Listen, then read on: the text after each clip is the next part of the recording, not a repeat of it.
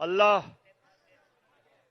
तेरी इबादत करते हैं और सिर्फ तेरे से मदद मांगते हैं। ला इलाहा इल्लल्लाह, कोई नहीं है खुदा अल्लाह के सिवा। हम सिर्फ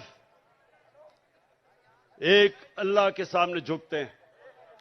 ना मैं किसी इंसान, ना किसी इदारे, किसी के सामने मैं ना जिंदगी में झुका हूं और इंशाल्लाह आपको भी कभी झुकने नहीं दूंगा।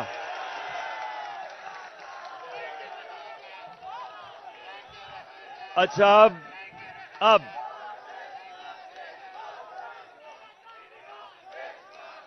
शुक्रिया। अच्छा सुने आप, मैंने आज आप सबको यहां इसलिए दावत दी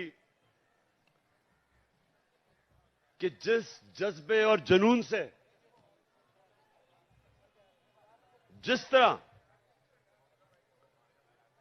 आपने जेल भरो तहरीक में शिरकत की, मेरी 26 साल की इस सियासी जद्दोजहद में जो मैंने आपका जज्बा, आपका जुनून और आपका ईमान जो मैंने वो देखा, तो मैंने अल्लाह का शुक्र अदा किया कि मैं अपने सामने एक हजूम को कौम बनते देख रहा हूं। जिधर पाकिस्तान को ये चोर और डाकू जिधर ये ले गए हैं, इसका सिर्फ एक कौम मुकाबला कर सकती है। इस वक्त का एक हजूम नहीं मुकाबला कर सकता।